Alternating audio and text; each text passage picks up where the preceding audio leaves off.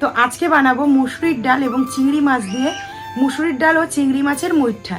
তো একদমই একটা ইউনিক রেসিপি। মুসুরির ডাল একঘেয়ে খেতে খেতে যদি বোর হয়ে গিয়ে থাকো তাহলে এই রেসিপিটা অন্তত একবার ট্রাই করো। রান্নার শুরুতেই দেখো এক বাটি মুসুরির ডাল নিয়েছি, সেটা বড় একটি পাত্রে 5 থেকে 6 বার জল পাল্টে পাল্টে ধুয়ে পরিষ্কার জলে ভিজিয়ে রাখবো আধা ঘন্টা। যদি হাতে টাইম বেশি থাকে তোমরা কিন্তু 1 ঘন্টাও রাখতে পারো। ডালটাকে মেন হচ্ছে খুব ভালো করে ফুলিয়ে নিতে হবে জল দিয়ে। তো এখানে দেখো আমি জল দিয়ে কিন্তু খুব ভালো করে ডালটা ধুয়ে নিলাম। এবার ঢাকা দিয়ে রেখে বাদবাকি যত উপকরণ আছে সব আমি কেটে নেব। প্রথমেই নিয়ে নিয়েছি এখানে 100 গ্রাম চিংড়ি মাছ, সেটাকে কুচি কুচি করে নেব বটির সাহায্যে। হলুদ এবং লবণ কিন্তু আমি এখানে মাখিয়েই রেখেছি।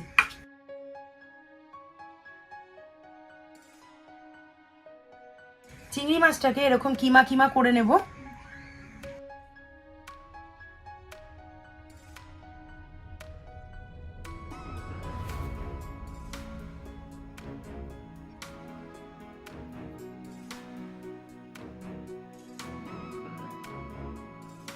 এবার কেটে নেব টমেটো। টমেটোটাকে মাঝখান থেকে 2 অর্ধেক করে কেটে গ্রেট করে নেব। এখন এরকম কেটে রাখছি, পরে গ্রেট করে নেব।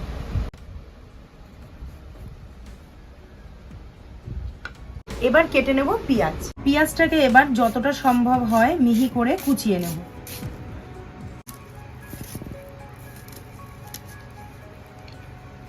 একদম মিহি মিহি করে এইভাবে সমস্ত পেঁয়াজটা কুচিয়ে নিয়ে তারপর আবার ফিরে আসছি। এবার টমেটো নিয়েছি।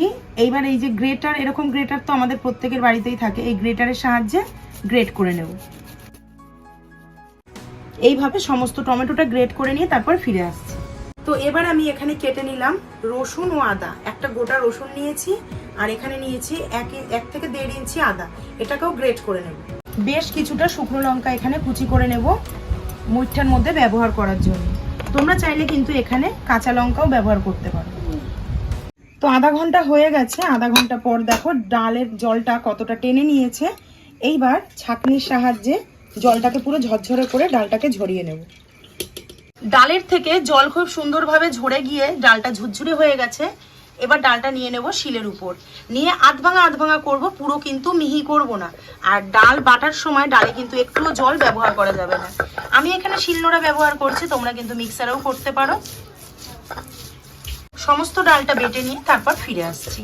মুইঠা বানাবার জন্য প্রথমে এখানে আমি একটা গুঁড়ো মশলার পেস্ট রেডি করে নেব।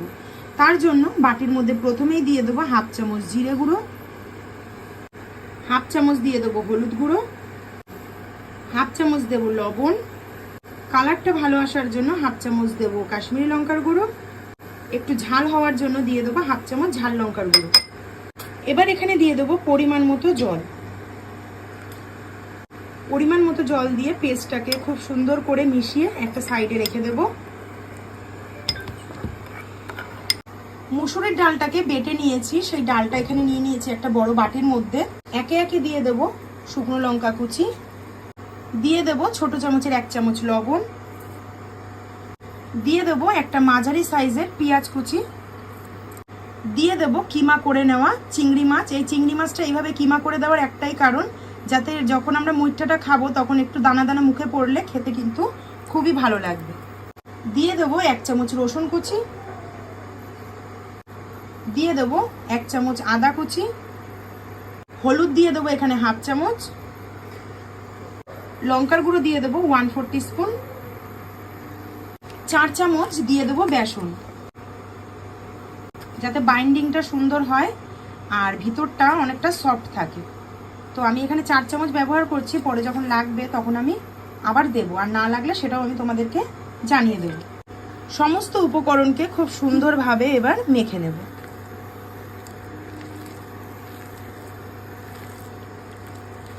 এই রেসিপিটা কিন্তু একদম অনবদ্য স্বাদের হয় আর দুর্দান্ত হয় খেতে।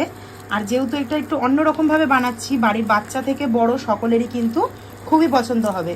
আর এখানে ঝাল লবণ যতটা আমি ব্যবহার করেছি তোমরা কিন্তু তোমাদের প্রয়োজন অনুযায়ী কম বেশি অবশ্যই করে নিতে পারবে।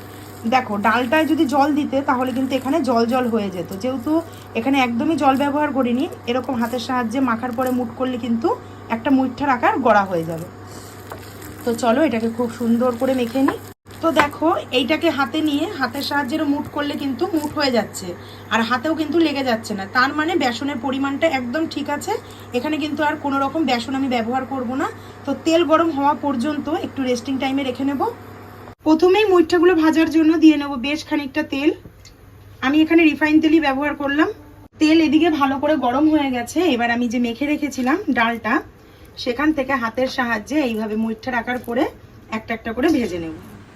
দেখো দেখতেই কত ভালো লাগছে, দেখতে যেটা ভালো লাগবে সেটা খেতে কিন্তু অবশ্যই ভালো হবে। এটা আমার কথা নয়, মা ঠাকুমাদের কথা। তো এই রেসিপি একবার অন্তত বাড়িতে ট্রাই করো, কথা দিচ্ছি কিন্তু দুর্দান্ত স্বাদ হয় আর অনবদ্য লাগবে খেতে। গ্রেভি না খেতে চাইলেও এভাবে যদি সন্ধ্যেবেলা স্ন্যাক্স হিসাবে খাও তাও কিন্তু অনবদ্য স্বাদ, অসাধারণ স্বাদের হয় এই রেসিপি। বেশি দেবো না, 6টা 7টা এরকম করে করে ভেজে নেব। মুঠটাগুলো ভাজার সময় গ্যাসের ফ্লেমটা কিন্তু লো টু মিডিয়ামের মাঝামাঝি রাখতে হবে। হাই করে দিলে কিন্তু উপরটা পুড়ে যাবে, ভিতরটা কিন্তু একদম কাঁচা থেকে যাবে।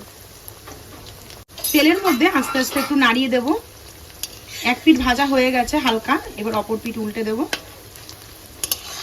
বাইন্ডিংটা কিন্তু একদম পারফেক্ট আছে।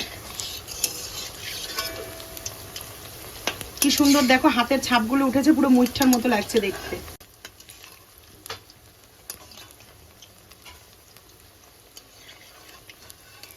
সমস্ত মুঠগুলো ভাজা হয়ে গেছে, আমি তুলে নিয়েছি। আবারও গ্যাসের ফ্লেমটাকে লো করে দিয়ে হাতের সাহায্যে এভাবে আবারও মুঠগুলো গড়ে নেব।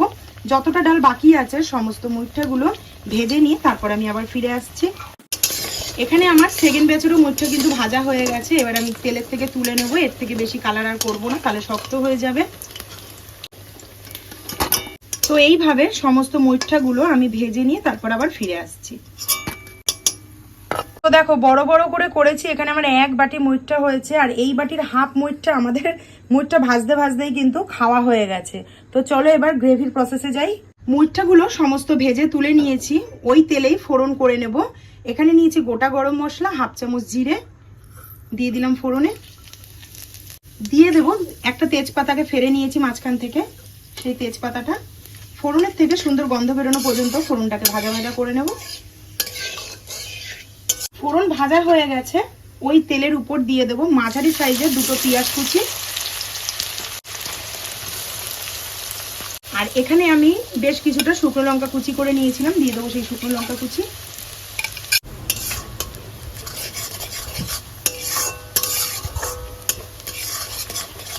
মিনিট 3-4 ভাজার পর খুব সুন্দর একটা কালার এসেছে, আর পেঁয়াজগুলোও কিন্তু খুব সুন্দরভাবে নরম হয়ে এসেছে। এই পর্যায়ে গ্যাসের ফ্লেমটাকে লো করে দিয়ে দেব 1 চামচ আদা কুচি, গ্রেট করা আদা। 1 চামচ দিয়ে দেব রসুন কুচি। এখানে নিয়েছিলাম 2টো টমেটো গ্রেট করে, সেই দিয়ে দেবো টমেটো পিউরি। আর যে মশলাটা এখানে আমি মিলিয়ে রেখেছিলাম, সেই মশলাটা মানে জলে ভিজিয়ে রেখেছিলাম, সেই মশলাটা দিয়ে দেবো। সমস্ত মশলাকে গ্যাসের ফ্লেমটা হাই করে খুব ভালো করে কষে নেব।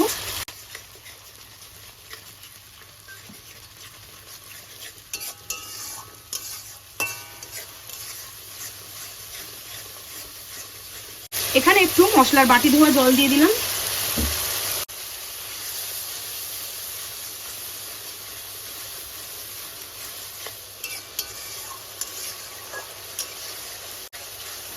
তিন থেকে 4 মিনিট মশলাটাকে কষে নিয়েছি। দেখো কালারটাও সুন্দর এসে গেছে, আর মশলা থেকে কিন্তু তেলও রিলিজ করে দিয়েছে। এই পর্যায়ে দিয়ে দেবো আমি পরিমাণ মতো জল।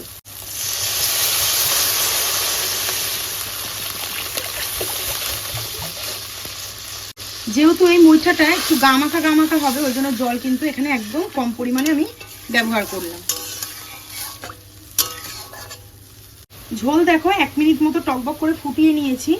এই পর্যায়ে আমি ভেজে রাখা সমস্ত মুইঠাগুলো দিয়ে দেবো ঝোলের মধ্যে।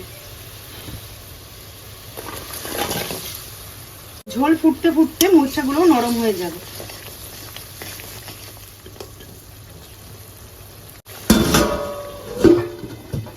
ঢাকা দিয়ে 5 মিনিট খুব ভালো করে ফুটিয়ে নিয়েছি। ঝোল অনেকটাই কিন্তু এখানে টেনে গেছে। এটা ঠান্ডা হলে ঝোল আরো টেনে যাবে। আমি এখানে আলু দিইনি, তোমরা চাইলে কিন্তু আলু অবশ্যই ব্যবহার করতে পারো। এবার দিয়ে দেবো উপর থেকে শাহি গরম মশলা। ব্যাস চলো তোমাদেরকে একটু সার্ভ করে দেখাই।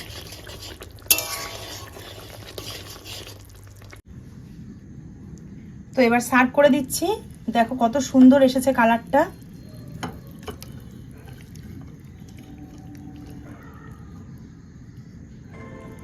ব্যাস।